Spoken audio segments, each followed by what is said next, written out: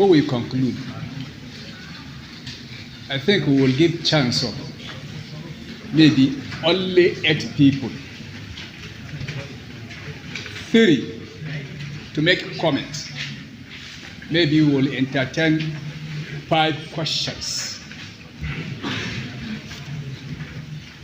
before we give to some of our brothers that are here at the higher table just maybe 2 minutes if the time permits. So please, we will start from row 1. If you have a question, raise up your hand. No in row 1. Row 2, is there anybody with a question or comment? No. 3. Before I come, you are number 4. 3. No comment, no question. 4. You are number 1. 5. Number 2. Number 2. 6. 6. No comment, no question. 7. No comment, no question. We have 1 question here written that should be row 8. Therefore, we have only 2 people to make comments or question. Don't forget, you've asked our first speaker a question, and he answered that question. Number 1. Number 1, please. Is that a comment or a question? A question. To speaker number 1 or number 2? Number 1. Alhamdulillah, deliberately I stop you to answer the question. Please be attentive and listen to the question. Assalamu alaikum wa rahmatullahi ta'ala wa barakatuh. We thank our honorable lecturers for giving us the good admonition on how to balance the deen with the Western world. Alhamdulillah, may Allah subhanahu wa ta'ala increase you in knowledge, and may Allah subhanahu wa ta'ala make it for us to practice what He has taught us. Inshallah, I have just one question. You see, when we talk of deen, balancing the deen with the Western world. In the first South, where Islam is not as versatile like the North here, there are some activities which is taking place, the Western activities which is taking place in the Western and also in the North. But in the North here, they balance the equation, they balance the thing with the Western world. For example, I give example of the 5 times daily prayer. In the North here, when you go into most of the Western bank, let me call it the Western bank, because we have Islamic bank, we have the Western bank. Hereby, we have some graduates who are looking for jobs, but due to they were not able to secure a job, but they found out the only job they offer was to work in the bank. And while they are working in the bank, they miss their 5 times daily prayer. I'm talking about the Sasa. In the North here, they create a place whereby when it is time to come back, you can go somewhere else and pray, whereby no one challenges you because of the environment, the Islamic environment we are find ourselves.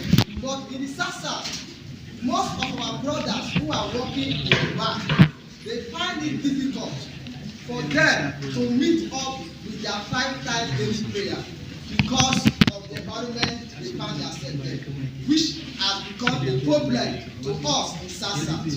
Please, sir, I want you to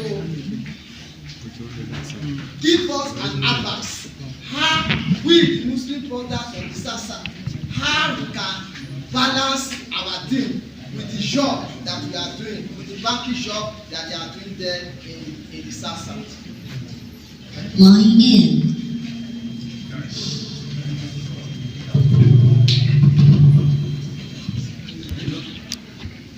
Alhamdulillah.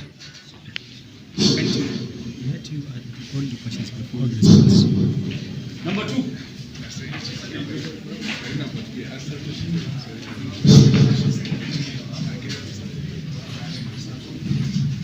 Bismillah wa salatu wa salam ala Rasul. Wa rahmatullahi wa barakatuh. I'm Abdulaziz bin Sami Zaid Baini.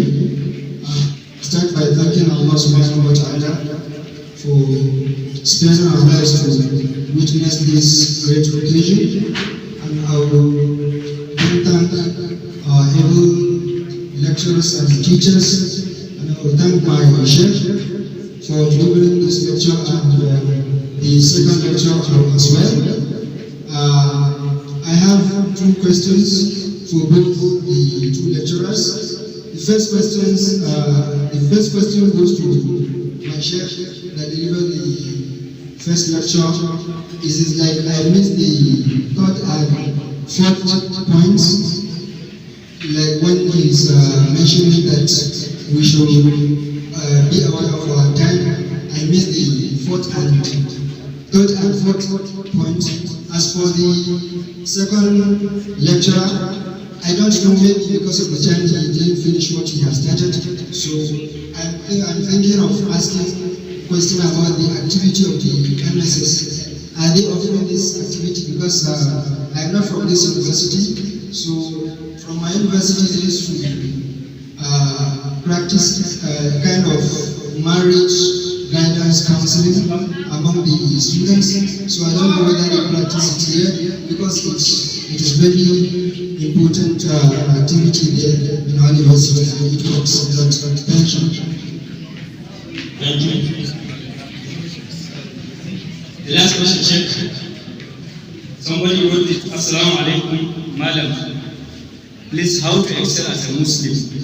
Mention 6 keys element in answering the questions. Please, can you summarize them again? Can you please summarize them again?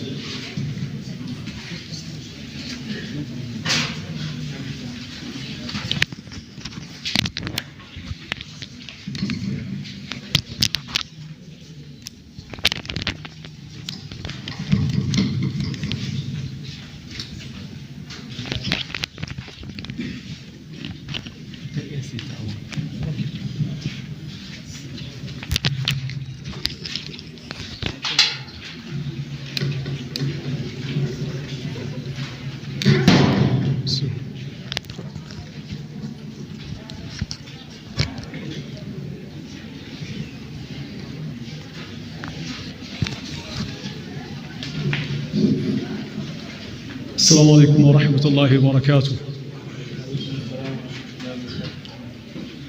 The key point I mentioned in my talk, first, for you to navigate a balance between spirituality and materiality, you have to be mindful in consumption. Second, you have to be practicing gratitude to Allah for whatever you have, small or big. Third, you have to be practicing time management, to allocate some times for your spiritual practices and for your material pursuit. Fourth, that is ethical consumption.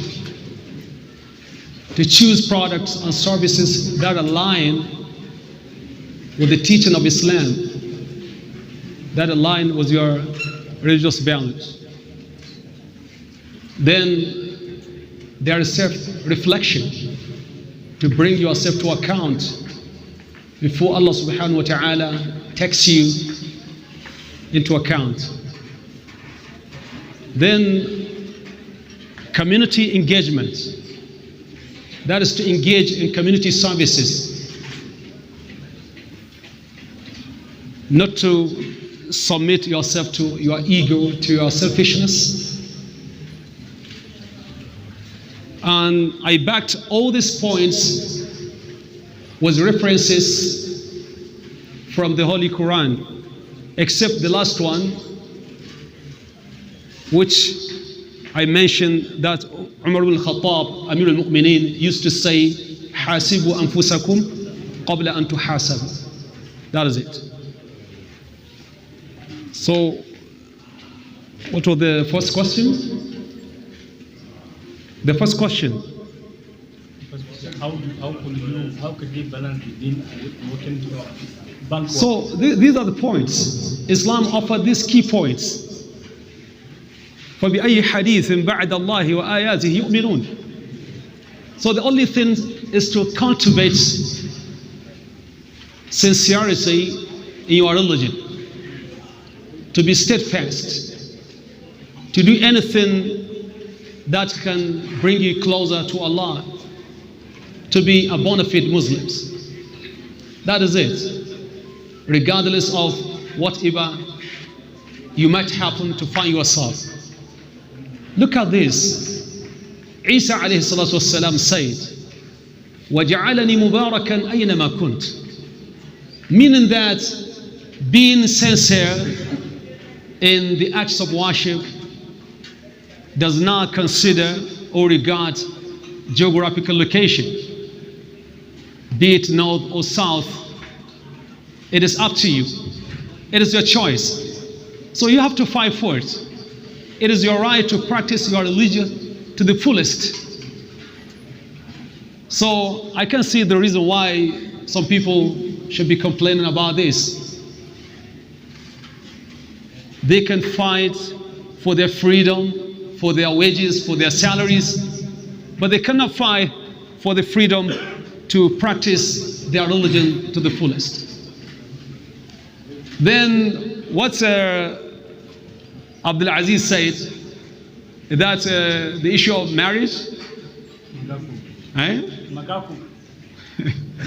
the issue of student marriage.